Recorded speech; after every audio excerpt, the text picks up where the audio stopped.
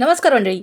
एकदा जर ही भाजी तुम्ही करून खाल्लीत ना, तर त्याची टेस्ट तुम्ही कधीच विसरणार नाही आणि एकदा जेवलात ना, तर हाताचा सुगंधसुद्धा दिवसभर जाणार नाही. चला तर मग करूया. तर मी सफेद वाटाणे घेतलेत, ते पाव किलो आहेत. त्याच्यामध्ये थोडंसं मीठ आणि पाणी टाकून 4 शिट्ट्या करून घेतलेल्या आहेत. चला तर मग आता फोडणीची तयारी करूया. तर त्यासाठी मी 2 मोठे कांदे घेतलेत आणि ते धुवून चिरून घेतलेले आहेत, बारीक चिरलेत. आता फोडणीची तयारी करूया. तर त्यासाठी मी कढईमध्ये जरासं जास्त तेल घेतलं आहे, त्याच्यात राई टाकली आहे. गरम मसाले जितके माझ्या घरात होते ते मी सगळेच घेतलेत. त्याच्यामध्ये कढीपत्ता टाकला आहे, कांदा टाकलेला आहे. कांदा परतल्यानंतर एक मोठा टोमॅटो घेतला आहे.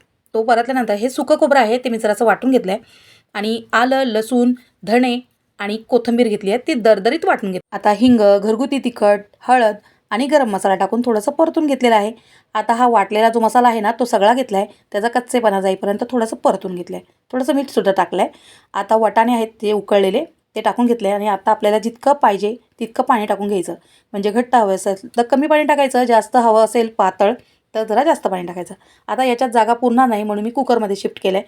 मग त्याच्यात कसुरी मेथी आणि कोथिंबीर टाकून एकच शिट्टी करून घेतली आहे. शिट्या झाल्यावर 5 मिनिटांनी कुकर उघडा. खूप छान तेल सुटलेलं असतं आणि खूप छान दिसते सुद्धा आणि टेस्टी लागते सुद्धा.